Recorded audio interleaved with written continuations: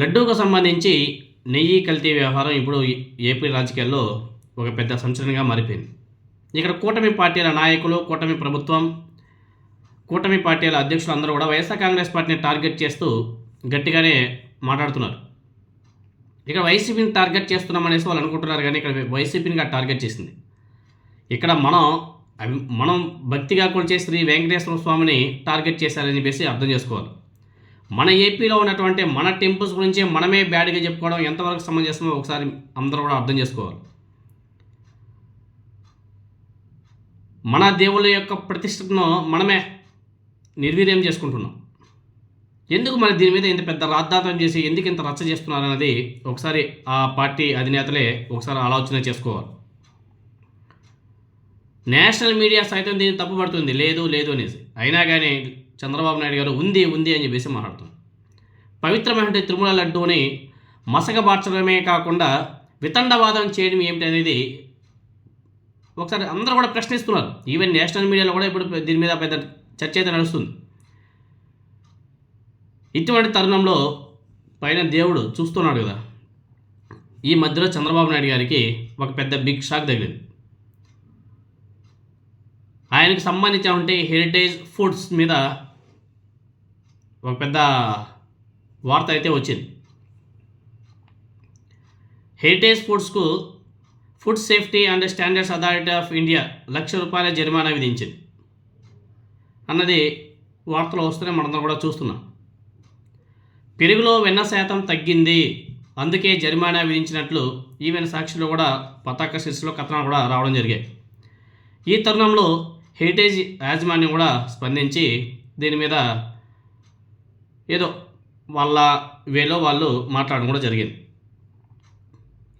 ఆహార భద్రతకు సంబంధించి జాతీయ స్థాయిలో ఈ ఫుడ్ సేఫ్టీ వాళ్ళు పనిచేస్తూ ఉంటారు. తప్పకుండా ఆహార పదార్థాల కల్తీ విషయంలో కఠినంగా ఉంటుంది. హెరిటేజ్ అనేది కూడా ఆహార పదార్థాల తయారీ పరిశ్రమ కాబట్టి హెరిటేజ్ ఫుడ్స్ను కూడా తనిఖీ చేసింది.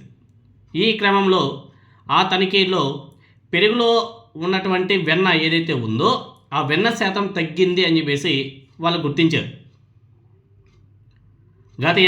పోయిన సంవత్సరం డిసెంబర్ 18వ తేదీన హెరిటేజ్కి నోటీసులు కూడా జారీ చేసింది. ₹1,00,000 జరిమానా కూడా విధించింది. ₹1,00,000 జరిమానా.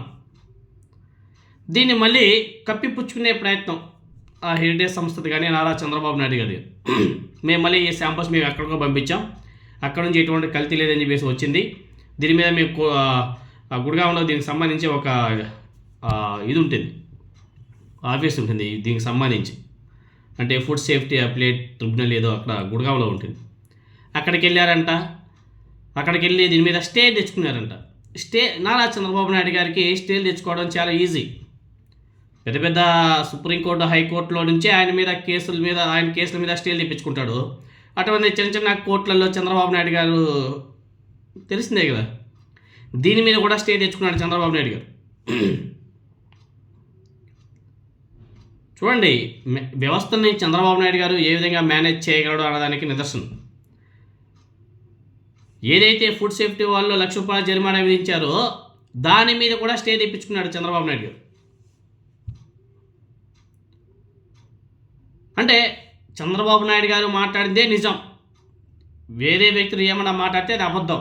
అవసరమైతే ఎంత దాకైనా సరే తెగిస్తాడు, ఎంత డబ్బులైనా సరే ఖర్చు పెడతాడు, దాని మీద మాట్లాడకుండా చేస్తాడు, దాని మీద స్టేలు కూడా తెప్పించుకుంటాడు.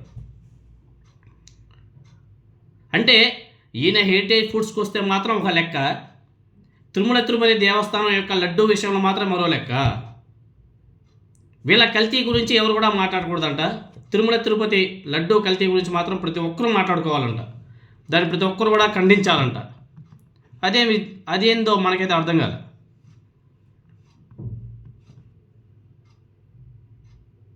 ఇప్పుడు చంద్రబాబు నాయుడు గారి హెరిటేజ్ సంస్థలో ఎటువంటి కల్తీ లేదు, ఎటువంటి కెమికల్స్ కలపలేదనుకో, వీళ్ళు ఆ హెరిటేజ్ సంస్థకి పాలు ఒక రోజుకి ఎన్ని లీటర్ల పాలు తీసుకువస్తారు, ఎన్ని లీటర్ల పాలు అమ్ముతున్నారు ఒకసారి క్యాలిక్యులేట్ చేస్తే మీకు అర్థమైపోతుంది. ఎందుకంటే ఇప్పుడు ఒక్క రోజులో ఎన్ని లీటర్ల పాలు పర్చేజ్ చేస్తారో అన్ని లీటర్ల డిస్పాచ్ చేయాలి కదా. కానీ ఎక్కువ ఉంటాయి, మ్యాక్సిమం ఎక్కువ లీటర్లు ఉంటాయి. ఎలా ఉంటాయి అంటే అక్కడేమి ఒక్క హెరిటేజ్ అనేసి కాదు, అన్నీ అట్లే ఉంటాయి. అంటే నారా చంద్రబాబు నాయుడు గారి విషయానికి వస్తే ఒక లెక్కగా ఉంటుందా? అంటే చంద్రబాబు నాయుడు గారికి సొంత వ్యాపారం హెరిటేజ్ మీద ఉన్నటువంటి అక్కర వెంకటేశ్వర స్వామి ప్రతిష్ట మీద లేదు, అంతే కదా. ఇప్పుడు చంద్రబాబు నాయుడు గారు కూడా ఆ లడ్డూకు సంబంధించి స్టే తీసుకొచ్చి ఎవరు కూడా మాట్లాడకూడదని చెప్పేసి దేవుడి యొక్క ప్రతిష్టను కాపాడచ్చు కదా, అవి మాత్రం చేయరు. హెరిటేజ్ పెరుగు కల్తీ నిజం, వారికి జరిమానా పడింది కూడా నిజం, ప్రజల ప్రాణాలకు ప్రమాదం కూడా నిజం.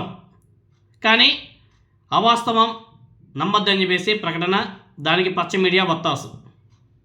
చూడండి ఏ విధంగా మభ్య పెట్టడానికి, ఏ విధంగా ప్రజల్ని మోసం చేస్తున్నారో ఒకసారి మీరందరూ కూడా అర్థం చేసుకోవాలి. కానీ లడ్డూలో జంతువుల కొవ్వు లేదన్నది నిజం.